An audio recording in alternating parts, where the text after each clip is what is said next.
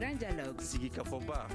Edouani wa Makara. Le Grand Dialogue, l'émission de débat du studio Tamani sur votre radio. Chenni Beri. Halud Mauni. Chenni Beri. Sigi Kafoba. Le Grand Dialogue.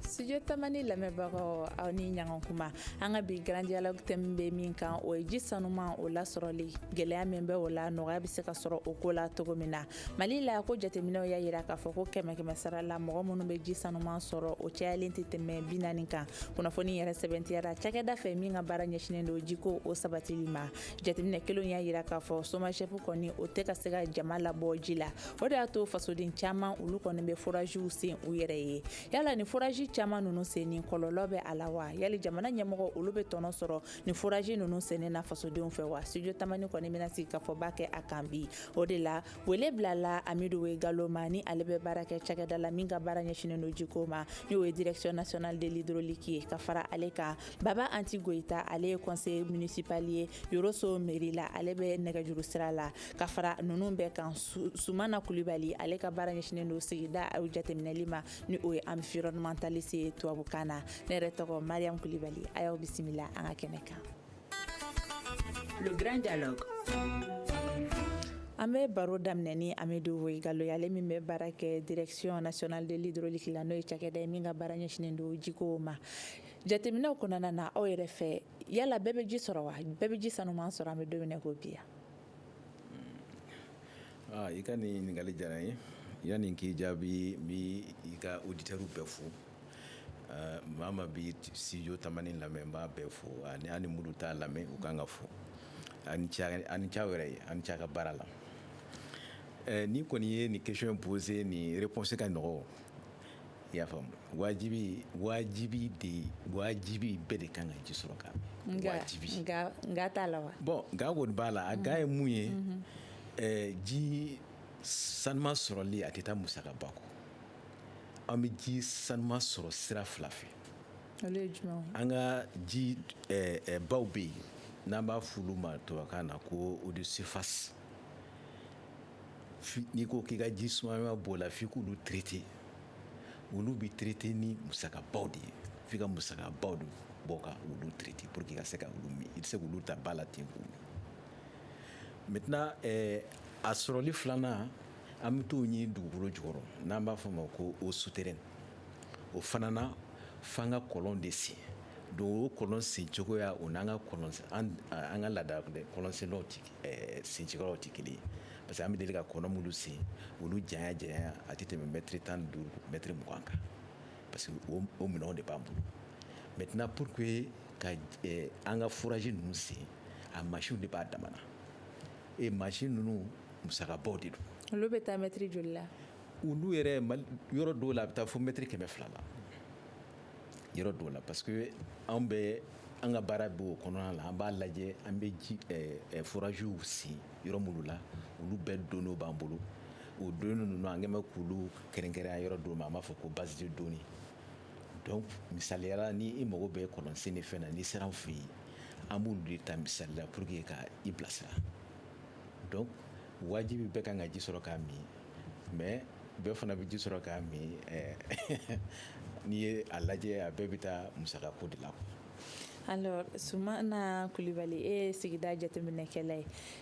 ji sanuman mun de la e yɛrɛ fɛ maliden bɛ tɛ k'a sɔrɔ ka fara musakako gɛlɛya kan i n'a fɔ Amidu Gallo y'a fɔ cogo min na gɛlɛya wɛrɛ jumɛnw de bɛ ka to maliden bɛ tɛ ka ji sanuman sɔrɔ an bɛ don min na ko bi. Studio Tamani a' ni ce n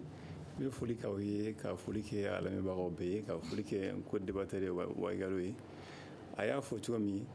ji sanuman sɔrɔli ka di an ka sigida mɔgɔw ma a ka gɛlɛn kosɛbɛ ka da musakako kan a y'o fɔ o tɛmɛnen kɔ ka bɔ yen sigida yɛrɛ kɛcogo waati yɛlɛma yɛrɛ kɛcogo fana bɛ se ka kɛ a ɲɛfɔcogo dɔ ye hali n'a sɔrɔ an ma se ka don détail ninnu bɛɛ la o hukumu kɔnɔna la ɲininiw caman kɛra i n'a fɔ Nations Unies na an bɛ tɔnba mun na diɲɛ tɔnba mun na olu ye ɲininiw kɛ ka kɛ yɛrɛ u ka kunnasiriba ye u b'a fɔ o ma ko objectif de développement objectif numéro 6 mun k'a fɔ diɲɛ kɔnɔ wajibi don jamanaw kan ka ji sanuman ɲini diɲɛ mɔgɔ bɛɛ ye Mali fana y'i bila o hukumu kɔnɔna la a ka sɛbɛnba dɔ bɛ yen ko cadre stratégique pour le développement Cadre stratégique pour la relance économique et le développement o fana kɔnɔ o sigide 4nan kɔnɔ ka ji sanuma ɲini ka di sigida mɔgɔw ma o kɛra wajibi ye jamana ɲɛmɔgɔw kan a y'a fɔ cogo min olu ka baarayɔrɔ b'a baara kɛ mais o ni mɔgɔ wɛrɛw bɛ baara kɛ ɲɔgɔn fɛ mun ye anw ka domaine mɔgɔw ye environnement mɔgɔw ani mɔgɔ wɛrɛw ye pour que ji mun n'a bɛ di population ma a ka kɛ ji ye n'a bɛ se ka kɛnɛya sinsin a bɛ se ka mɔgɔ yɛrɛ sinsin bon o ɲinini kɔnɔna la n y'a f'i ye cogo min na sigida yɛrɛ kɛcogo ma waati yɛlɛma yɛrɛ kɛcogo ma sanjiw dɔgɔyara ka se niveau dɔ la a bɛ san 50 bɔ bi n'i ye jateminɛ ninnu ka données lajɛ chiffres jiginna kosɛbɛ fɔlɔfɔlɔ ni sanba tun bɛna sisan san bɛ cun ou bien a tɛ na ka caya bon olu bɛɛ ye kɔlɔlɔ ye mun b'a to u kan ka ji minnu sɔrɔ kɛnɛma ji minnu sɔrɔ ani hali duguma ji minnu sɔrɔ dɔ bɛ b'o hakɛ la olu bɛɛ ye hakɛ dɔ ye mun bɛ se ka fara ale ka ɲɛfɔli kan k'a jira k'a fɔ ji sanuma sɔrɔli gɛlɛya a bɛ se ka kɛ moyen ko ye mais a gɛlɛya fana bɛ se ka kɛ sigida yɛrɛ yɛlɛmani cogoya fana ye ka fara fantanya fana kan voilà ne bɛ se ka mun fara ka kuma kan o ye pour le moment. Baba Anti Goita e conseiller Yoroso mairie la Yorosokaw fɛ aw ka ji sanuma lasɔrɔli ko bɛ cogo di a ka nɔgɔn walima gɛlɛyaw b'a la. Voilà, ok an ka lamɛnbagaw bɛɛ n ka foli bɛ bɛɛ lajɛlen ye ne ye Yoroso dugutigi fo ka maire fo ka administration mɔgɔw bɛɛ fo ani ONG voilà i y'a fɔ cogo min na Yoroso kɔnɔ yan nɔ ji sanuyali a sɔrɔli a man nɔgɔn a man nɔgɔn cogo di ka d'a kan SOMAGEP robinet minnu bɛ anw fɛ yan nɔ robinetw ka dɔgɔ robinet dɔw b'an fɛ yan nɔ o bɛ kalo kɛ ji tɛ sɔrɔ o la o kɔrɔ b'a jira vraiment population mako bɛ ji hakɛ min na o tɛ ka di population ma. o ji sɔrɔbaliya ye funteni wagati dɔrɔn de ye walima san kalo 12 bɛɛ don. san kalo 12 bɛɛ m'a fɔ aw ɲɛna robinet dɔw bɛ yan nɔ pour que i ka ji sɔrɔ il faut que i ka wuli minuit 2 heures du matin donc o min ye ji sanuyali sɔrɔ yɔrɔ ye vraiment o tɛ ka an bɔ yan nɔ dugu kɔnɔ donc min ye kɔlɔn kelen ye minnu bɛ kɔdaw kɛrɛfɛ i y'a fɔ bɛɛ y'a fɔ cogo min na ji sanuyali o de ka ɲi sisan walasa ka bana misɛnmaninw gɛn ka bɔ anw yɛrɛ fɛ yan nɔ donc o kɔni an bɛ kɔlɔnjiw ta ka kɛ ka finiw ni minɛnw ko min ye an ka mitaw ye ani kotaw olu kɔni bɛ robinetw de la donc min ye ji sanuyali sɔrɔli Yoroso a ka gɛlɛya b'a la. Amidu Weigalo e bɛ baara kɛ cakɛda la min ka baara ɲɛsinnen don jiko ma i bɛ se ka ɲɛfɔli kɛ lamɛnbagaw ye kun jumɛn de la i bɛ taa sɔrɔ robinet dɔw bɛ yen u bɛ kalo kɛ ji tɛ bɔ a la robinet dɔw bɛ yen u tɛ tigɛ i bɛ se ka ɲɛfɔli kɛ o ko la.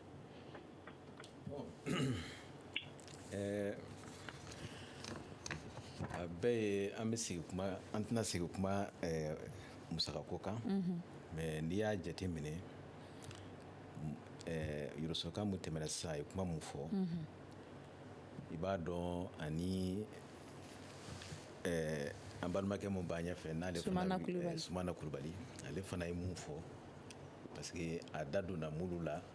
olu bɛɛ de ye sababu ye mun bɛ se k'a to i y'a faamu a bɛ kɔlɔn sen mais i tɛna jiba sɔrɔ ou bien i tɛna ji sɔrɔ o yɔrɔ la i mago bɛ ji mun na parce que n'i ye Yoroso ninnu ta sisan san bɛ na ye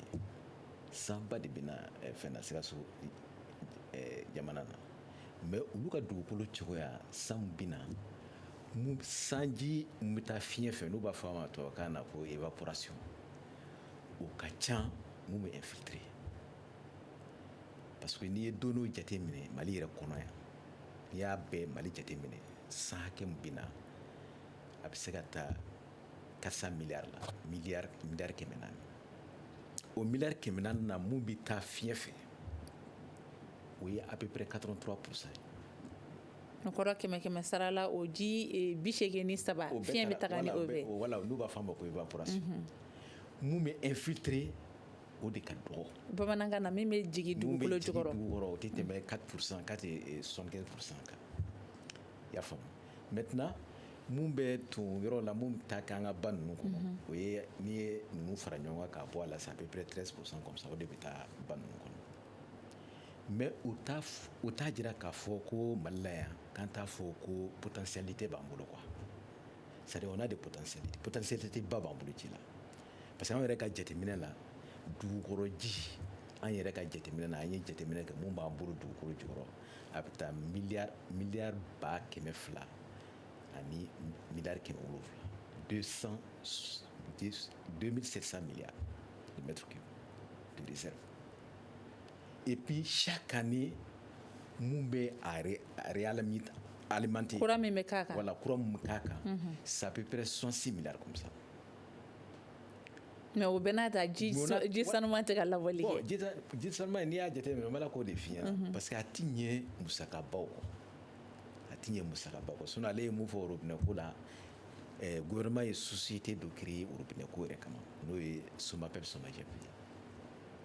donc olu ka centre mun dilen don olu ma bi k'u k'a gérer a bɛ taa fo centre 100 ani centre 12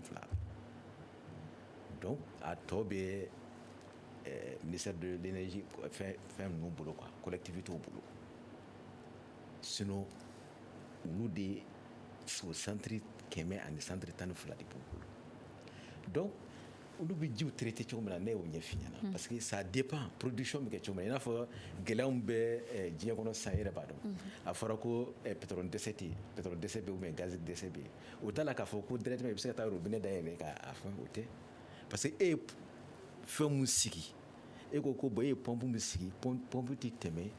10 mètres cubes kan par jour donc n'aw mago bɛ 20 mètres cubes la par jour o bɛ sɔrɔ cogo di c'est ça donc il faut que investissement de ka changer i y'a faamu donc a tɛ taa o kɔ quoi a b'o cogoya de la. alors Sumana Kulibali Amidu Wegalo da sera kuma dɔ ma ko sanji in kɔni tila bɛɛ bɛ taa fiɲɛ fɛ an ma faamuyali ko la kosɛbɛ aw mun ye sigida jateminɛkɛlaw ye a bɛ se k'o walawala. a y'a fɔ cogo min na olu ye dɔnniw ye minnu dɔnnen don kosɛbɛ ɲininikɛla bɛɛ fɛ rapport fɛn fɛn bɔra n'u ye ɲinini kɛ jiko kan ani sigida kan u y'a yira k'a fɔ Mali ye fuga jamana de ye bon a y'a fɔ san bɛ na yɔrɔ caman Sikaso région b'a la Segu b'a la Bamako b'a la sanbaw bɛ na mais n'i y'a lajɛ fiɲɛ sugu min bɛ ci an fɛ yan o ka jugu ji ma ji minnu bɛ sanfɛla la surtout kɔkan ji ninnu ni ani an ka hali baji yɛrɛ souvent a bɛ dadigi k'o la donc n'i y'a lajɛ a ka kuma an bɛ se ka sɛbɛntiya ye mais n y'a fɔ cogo min na waati yɛlɛma nin fo an k'an yɛrɛ dege a la de a bɛ yen an yɛrɛ kɛwale b'a la a bɛ se ka kɛ dugukolo yɛrɛ tagabolo kɛwale don fo an k'an yɛrɛ dege a waati yɛlɛma in na olu bɛ baara mun na u ye mesure minnu ta ka se ka forages créer ou bien ka se ka ji yɛrɛ sanuman traiter kɔji ninnu na n'u bɛ retenue d'eau minnu fɛn minnu kɛ u kan ka peut-être baara fanba ɲɛsin o ma hali bi ka a lajɛ gouvernement kelen fanga tɛ se a y'a fɔ cogo min na gouvernement kelen fanga tɛ se privé minnu bɛ yen ni se b'u ye u bɛ se k'a lajɛ u ni an ka sigida ɲɛmɔgɔw parce que an bɛ jiko kuma min na jamana yɛrɛ jɛnna a hakɛ ko k'a di sigida mɔgɔw ma n'o ye commune collectivité cercle ni collectivité région ka hakɛ ninnu d'u ma u bɛ se ka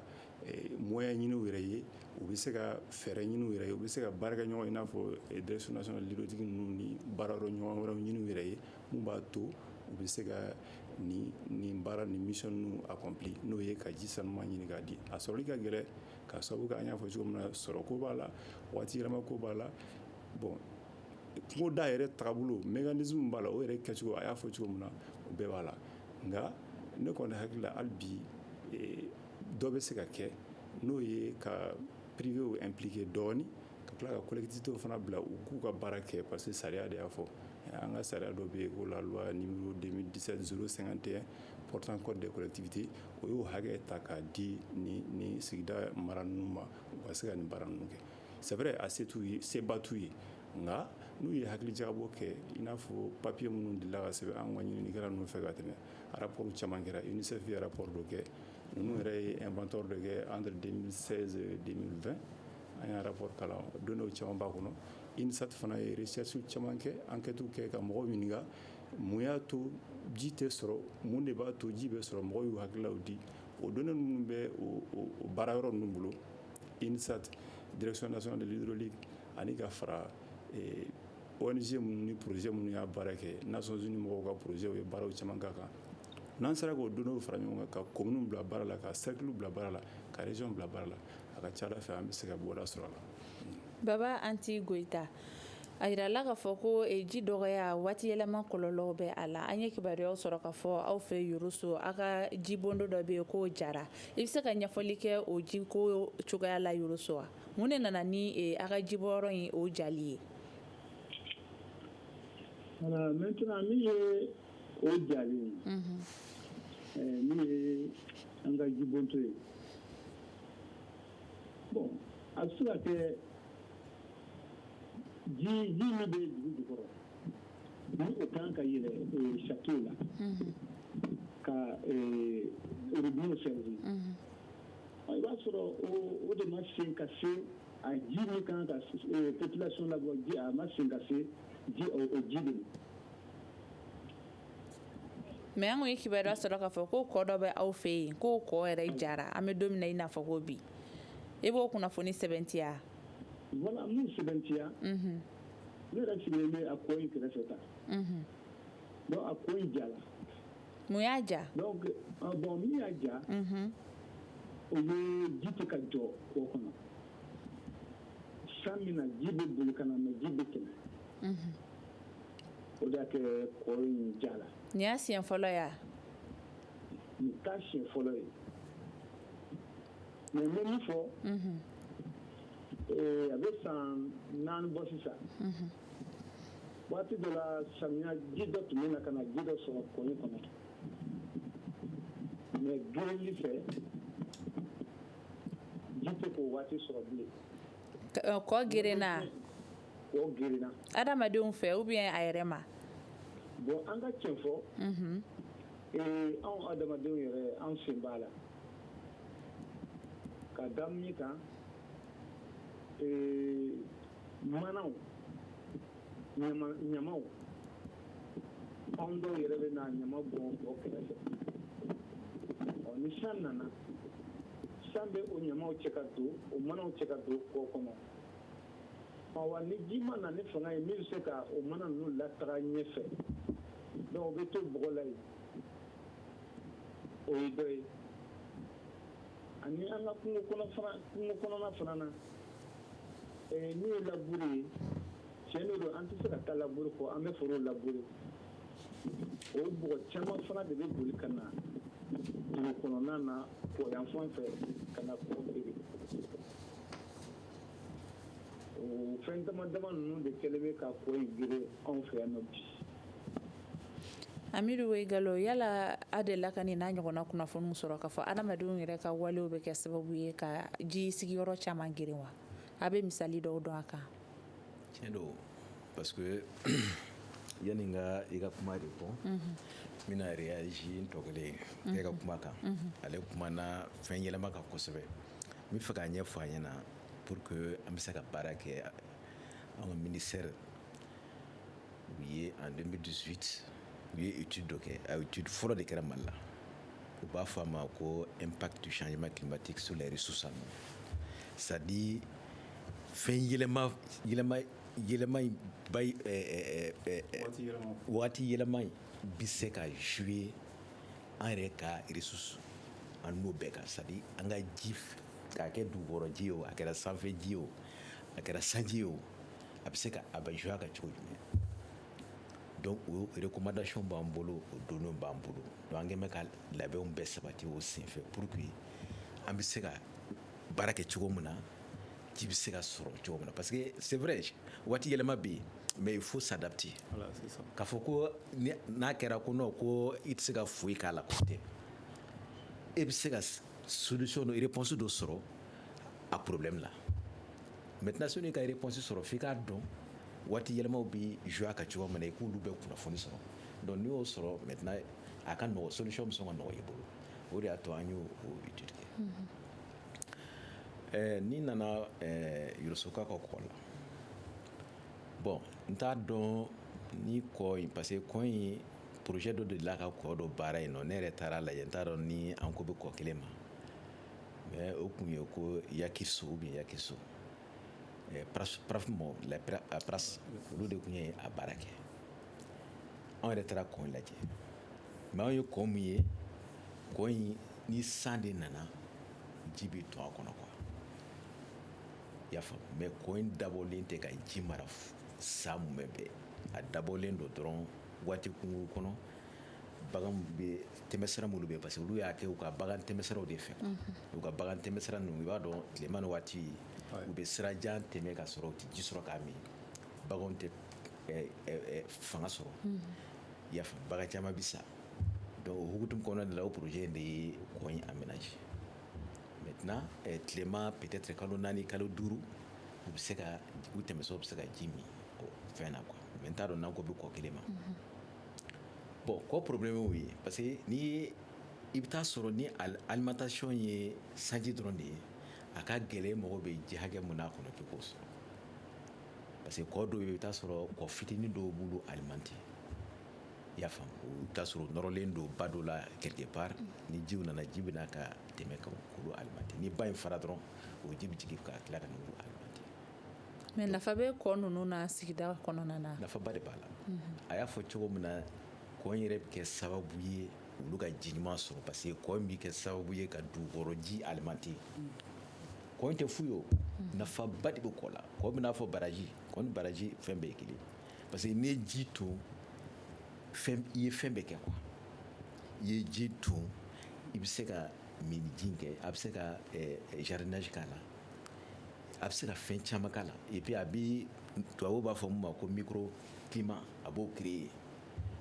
u ka fɛn dɔw fana b'a fɔ ko les écosystèmes i bɛ taa sɔrɔ fɛn ɲɛnama dɔw bɛ yen olu bɛ balo o ji de la olu fana ye hɛrɛ an ma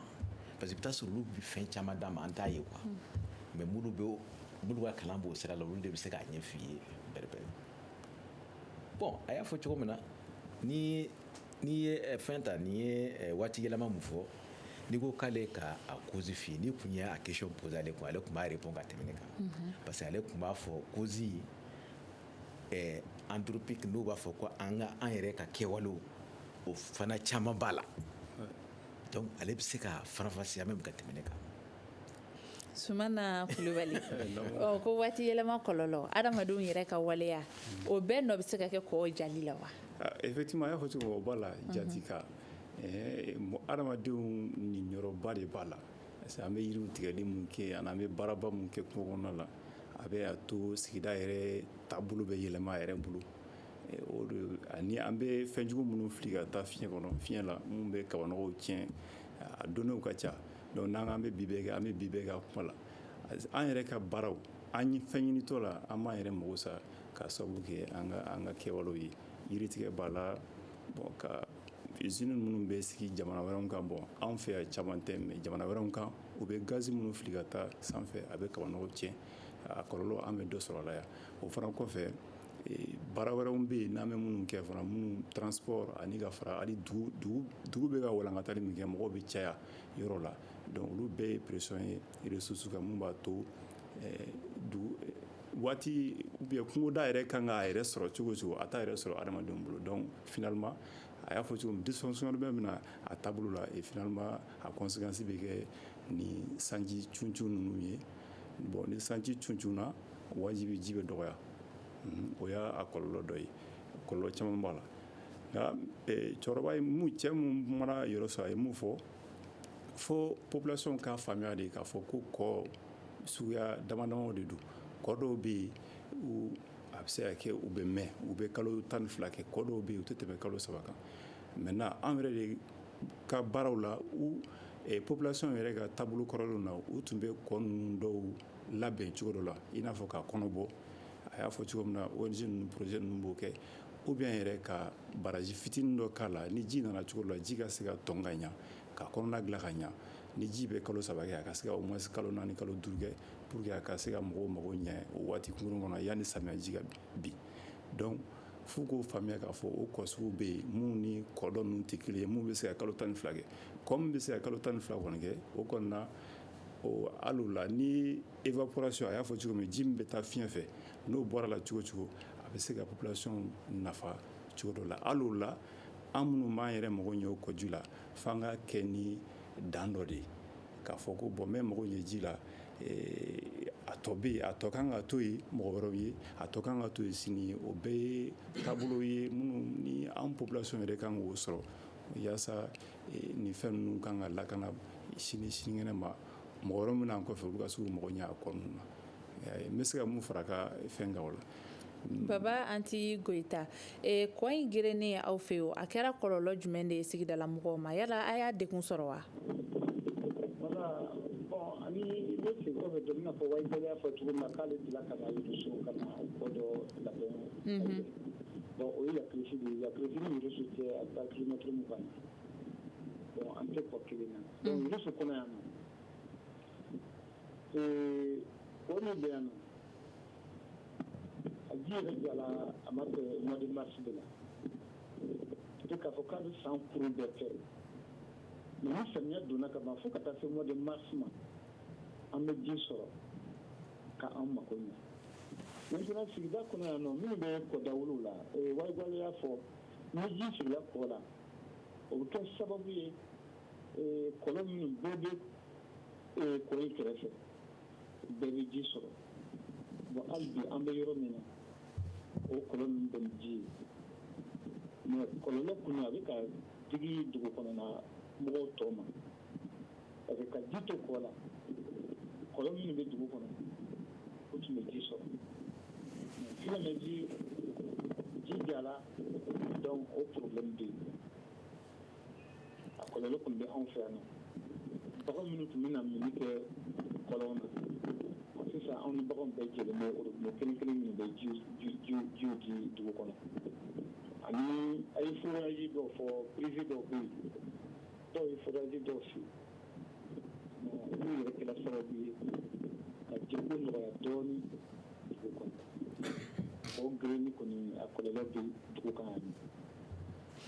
Amidu Wegalo, aw kun taara lajɛrɛ dɔ la Senegal jamana kɔnɔna na jiko kan i bɛ se k'i da don o lajɛrɛ in jaabi dɔw la jiko kan n'o y'a sɔrɔ a nafa bɛ se an ka jamana ma. An kɔni taara Senegal ma se kalo tile 21 ka taa bila tile 26 la an taara o lajɛ in na o ye lajɛ a bɛ kɛ diɲɛ kɔnɔ san fila o san fila donc nin y'a siɲɛ fɔlɔ ye k'o lajɛ ka kɛ Afrique saharienne la i n'a fɔ Senegal cogo min na a delila ka kɛ Maroc dɛ mais Afrique saharienne partie nin y'a siɲɛ fɔlɔ de y'a lajɛ lajɛrɛ yɛrɛ daminɛna a bɛ san caman bɔ a mɛnna mais ni n ko tiɲɛ Mali kun t'a participer c'est-à-dire Mali kun t'a organiser gouvernement kunda quoi mais kɛnyɛrɛw olu tun bɛ mɔgɔw dɔw choisir k'u bila ka taa mais nin na Mali y'a organiser gouvernement kunda ni kuma ka di ye n b'o de f'i ɲɛna pour que mɔgɔ mɔgɔ bɛ deli ka taa ani minnu bɛ fɛ ka taa u bɛɛ ka na ɲɔgɔn sɔrɔ yɔrɔ kelen na u bɛɛ ka kɛ kɔnɔkulu ye ka taa donc o de kɛra siɲɛ fɔlɔ ye donc o lajɛ an ka ministère de y'a organiser le ministère des mines, de l'énergie et de l'eau. N'i b'a a ministre tɔgɔ dɔn Lamine Seydou Traoré donc olu de y'a organisé u y'a ɲini an ka directeur fɛ directeur national de l'hydraulique Joro Bokoum a k'a se ka bɛɛ wele pour que Mali ka se ka t'i yɛrɛ sɔrɔ a lajɛ na cogo min parce que foyi tɛ foyi ni ji ni assainissement tɛ foyi ji ni assainissement dɔrɔn kuma de bɛ fɔ a kɛnɛ kan kuma de bɛ fɔ a kɛnɛ donc an taara o de la kalo in tile 20 marisi kalo tile 21 ka taa bila tile 26 la donc n'i y'a lajɛ a kɛra lajɛba ye an bɛ foli se Sénégalais yɛrɛ ma u y'a organiser ka ɲɛ kosɛbɛ walahi u ye fɛn bɛɛ k'a la u y'an bonya u ye délégation bonya donc ale Macky Sall yɛrɛ de ye fɛn datigɛ fɛn tigɛ cérémonie d'ouverture ale yɛrɛ de y'a kɛ jaabi minnu sɔrɔla la Mali bɛ fɛn sɔrɔ olu la wa bon jaabi min sɔrɔla la n'i y'a lajɛ ani Mali yɛrɛ ye parce que Mali ma taa seulement ka taa lajɛ in na Mali taara fɛn dɔ organiser le 24 lajɛ in na n'u b'a fɔ a ma ko journée eau du Mali donc pour que o ka organiser il faut que Mali ka stand d'État. Donc Mali ye stand de 50 mètres carrés d'État. Parce que n'i y'a jateminɛ pays de l'Afrique, c'est-à-dire les pays d'Afrique saharienne là, jamana naani dɔrɔn de ye san ta: Sénégal, Mali, Niger, bon, ani Maroc quoi, comme Maroc bɛ yɔrɔ dɔ in fɛ, olu dɔrɔn de ye san ta. Donc Mali y'a kɛrɛnkɛrɛn ka don dɔ kɛrɛnkɛrɛn n'u b'a pour k'a kɛ journée eau de Mali ye, pour que a bɛ se ka taa kuma a ka problème dɔrɔn de kan. Parce que diɲɛ bɛɛ de bɛ taa ye,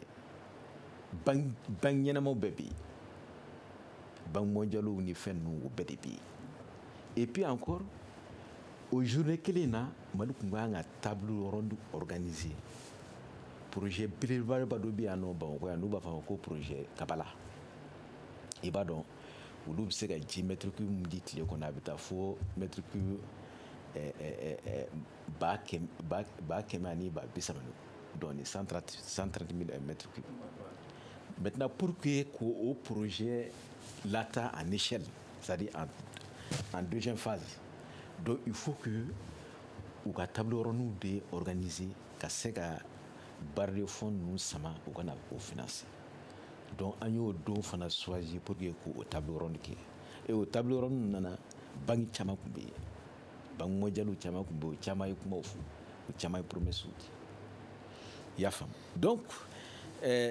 an tilalen parce que avant que an ka taa an ye mun kɛ réunion na an ye réunion 11 de kɛ, hali n kɛrɛfɛmɔgɔw o bɛɛ tun b'a la, u bɛɛ de tun b'a réunion na. An ye réunion 11 de kɛ ka thème 13 choisir pour que an bɛ se ka t'o présenter cogo min na. Donc an taara o thème de présenter, o thème bɛ kuma fɛn bɛɛ kan, a bɛ kuma en un mot les ressources en eau, ji yɛrɛ bɛ cogo min na, ji politique bɛ cogo min na, i y'a faamu, assainissement bɛ cogo min na, an baara jumɛn minnu kɛ yan, an ka expérience ye mun ye, an taara o échanger kɛ avec les autres. Mɔgɔ caman nana. Par jour, on avait à peu près 200 personnes comme ça. Minnu bɛ na ka na an ka san lajɛ dɔrɔn ka taa fɛn par jour. Donc an taara olu de animer. I y'a faamu, an ka délégation tun représenté len don ni an ka secrétaire général ye, ministre tun y'o bila ka taa. Le secrétaire général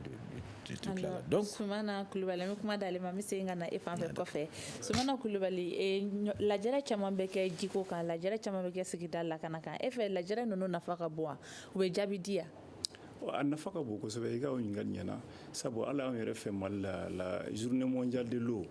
an b'a organiser ordinairement an yɛrɛ fɛ yan ka caya. Ɲininikɛlaw minnu bɛ ekɔlisoba ninnu na i n'a fɔ ENI minnu bɛ ekɔliso wɛrɛw na,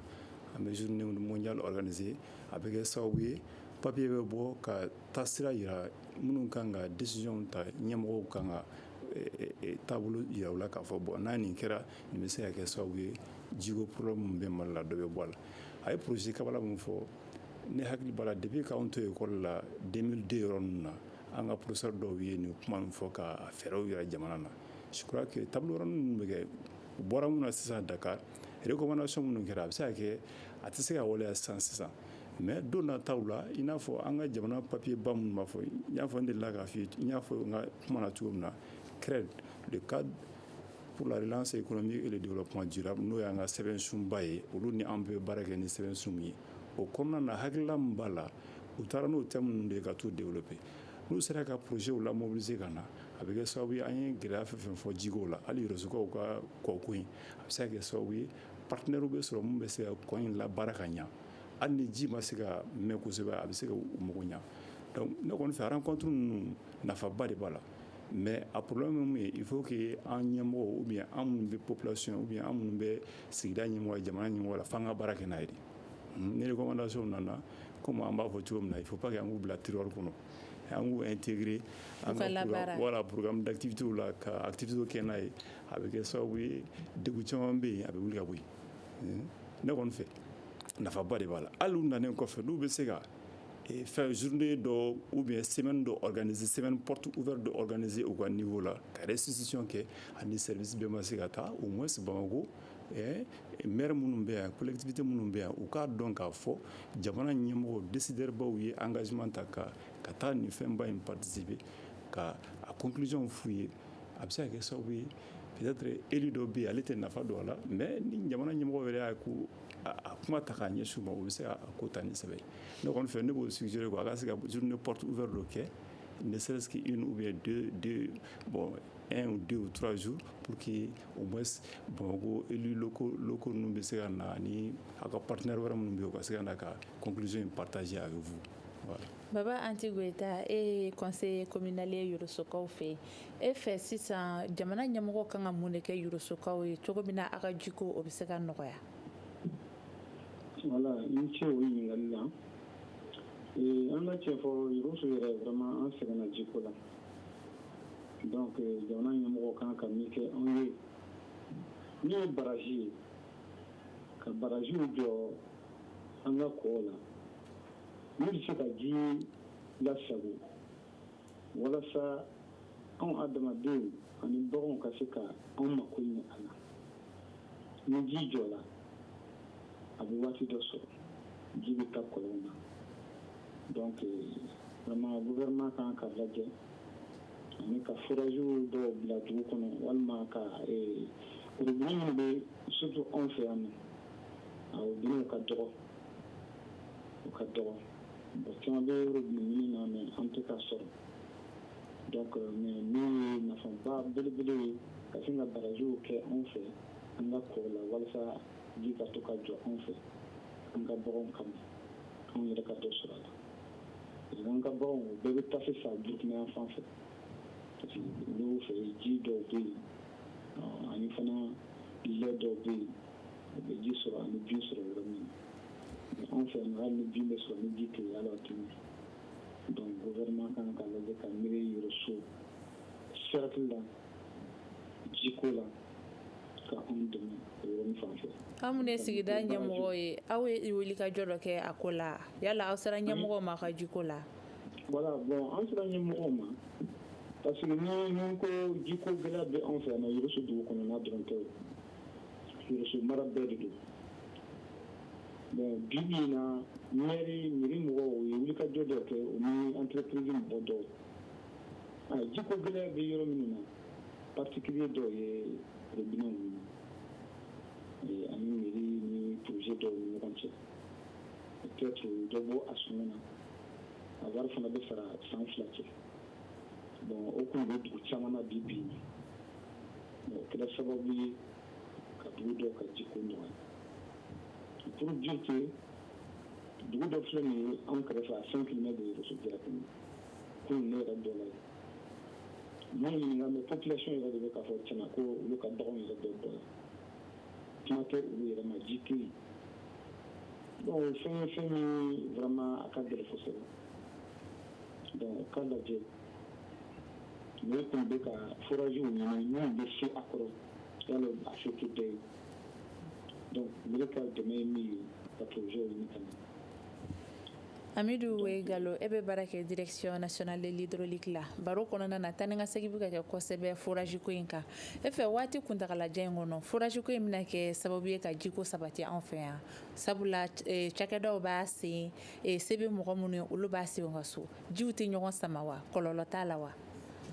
D'accord yanni n k'i jaabi i b'a dɔn nka ko débatteur ye kuma fɔ ko an bɔlen Dakar ko est-ce que an ye restitution kɛ donc n bɛ fɛ k'a ɲɛfɔ a ye an yɛrɛ kunun an kɔrɔ anw ye structure min wele a ka ca structure 100 ni kɔ ye an ye ɲɔgɔn sɔrɔ hôtel d'amitié la donc fɛnw tɛmɛna cogo min na an y'a bɛɛ fɔ déclaration minnu kɛra kɔnɔna na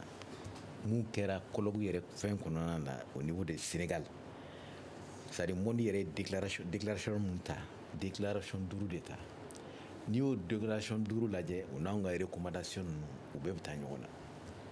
parce que an ka recommandation dɔw yɛrɛ bɛ yen an ko il faut que c'est-à-dire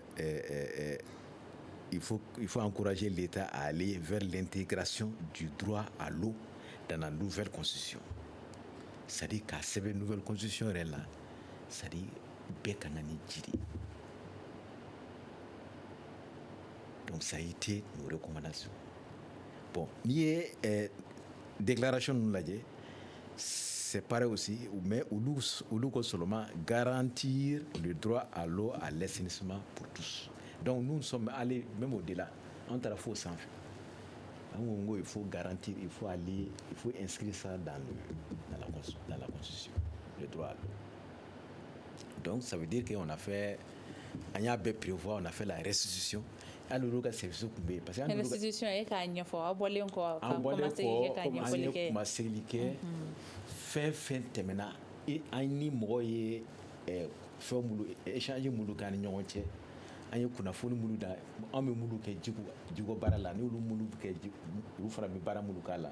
anu lu yo échanger mu fen lu beke anyu lu de beta nu image uta kana nyefo ka mo wele ku nyefu nyana service ube c'est un forage ko kunka voilà forage ko ni ya jetemne anga recommandation do be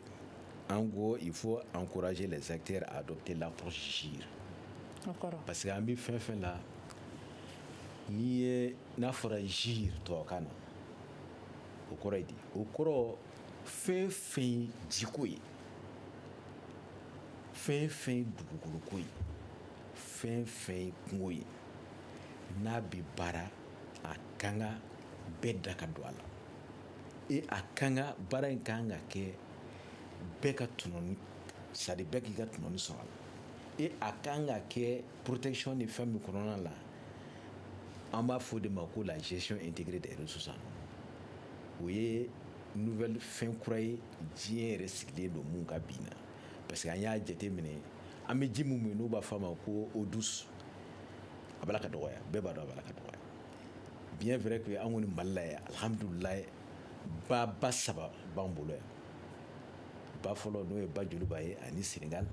ani ba dɔw bɛ bɔ fɛn Burukina yɔrɔ in na u b'a fɔ ma ko suru u bɛna fɔ fɛn ninnu na donc olu ba ninnu o kɔni b'an bolo n'an ye bala ka na ni principe ye n'an y'olu adopté k'a k'a la ka ɲɛ a ka ca Ala fɛ an tɛ ji gɛlɛya dɔn sinon diɲɛ yɛrɛ b'a la ka sigilen don sisan ji gɛlɛya kama. Sumana Kulibali an bɛ kuma dalen baro tɔ ma jan tuguni forage ninnu senni bɛ sen na sisan Mali fan caman fɛ yala kɔlɔlɔ tɛ a la sigida environnement ko ta nasira la écologiquement est-ce que problème t'a la. Bon baara o baara n'i y'a lajɛ a bɛ se ka kɛ kɔlɔlɔ bɛ y'a la mais comme anw fɛ yan an ye fantan jamana ye an mago bɛ ji teliman de la hali ni forage ninnu bɛ kɛ an ka mɔgɔw bɛ étude de kɛ k'a lajɛ ji min bɛ bɔ nin yɔrɔ la est ce que a ka ɲi ou bien a man ɲi ou bien n'a bɔra a bɛ kɛ sababu ye nin bɛ yen nin bɛ yen o jatew bɛ kɛ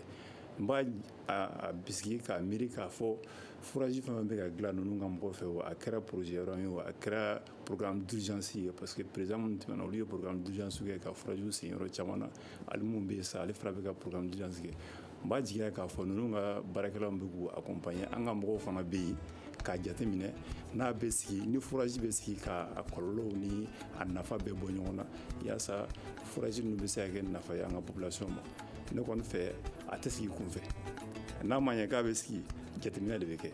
n'a kɔlɔlɔ ka bon u b'a to yen ninnu ka mɔgɔw b'a to yen mais ni nafa b'a la a nafa bɛ se ka se population ma u b'a sigi.